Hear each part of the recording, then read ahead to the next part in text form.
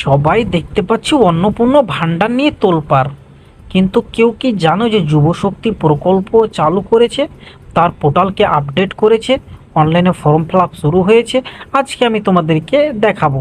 যেটা আমরা দেখে এসেছি, অন্নপূর্ণা ভান্ডার 13 পাতা দিয়েছে পুরো ফ্যামিলির ডকুমেন্টসের জন্য। যুবশক্তির জন্য কোনো কি ক্রাইটেরিয়া আছে? আজকে আমি তোমাদেরকে এই ভিডিওতে দেখাবো।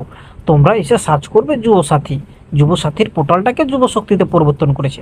প্রথম অপশন দেখতে পাচ্ছ বাংলা যুবশক্তি। বাংলা যুবশক্তিতে ক্লিক করলে তোমরা দেখতে পাবে যে অফিসিয়াল পোর্টাল, যেটাকে একদমই চেঞ্জ করে দেওয়া হয়েছে। আর এখানে তোমরা দেখতে পাচ্ছ application submitted, application status, public notice, আর এখানে রয়েছে ডিপার্টমেন্ট রিপোর্টস। এখানে 4টা অপশান রয়েছে। আর নিচে যেটা যে হেল্পলাইন নাম্বার। ঠিক আছে, আমি যদি অ্যাপ্লিকেশন সাবমিটেডে ক্লিক করি, তাহলে দেখতে পাচ্ছ এখানে এমন একটা পপ আপ চলে আসছে। এখানে যে ক্লোজ টাইম, মানে 26 তারিখে এটা কিন্তু ক্লোজ হয়ে গেছে। ঠিক আছে, 12টার সময়।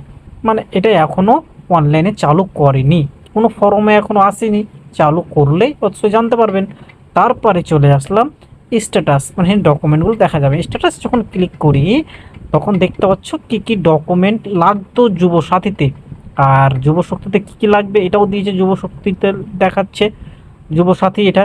তো যুবশক্তিতে কী কী লাগবে ওটা তখন দেখা যাবে। এখানে কী কী আছে, মাধ্যমিক অ্যাডমিট, মাধ্যমিক মার্কশিট, তারপরে যে কপি আধার, কপি ভোটার কার্ড, তারপরে পাসপোর্ট বুক মানে হচ্ছে ব্যাংকের বই, তারপরে হচ্ছে এসটি এসসি যা আছে, ওবিসি যাদের আছে, তাই পাসপোর্ট সাইজ ফটো, সিগনেচার, আর ভ্যালিড মোবাইল নাম্বার, মানে যে নাম্বারে ওটিপি যাবে, এরকম অপশন। আর এখানে যদি আমি ক্লিক করি, সেম টু সেম জায়গায় যে প্রসেস হবে। তো আমি ব্যাক করে দিলাম।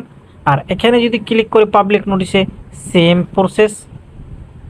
এখানে যদি ক্লিক করি রিপোর্টে, তো তোমরা দেখতে পাচ্ছ এখানে সাইনিং টাইনিং দিয়ে ক্লিক করতে বলছে। তো এখনও পোর্টাল স্টার্ট হয়নি, তো পোর্টালটা আপডেট করেছে, এখনও অনলাইন ফর্ম ফিল আপ শুরু হয়নি। কখন চালু হবে ওটা তারাই বলতে পারবে, এখনও কোনো আপডেট নেই। ধন্যবাদ।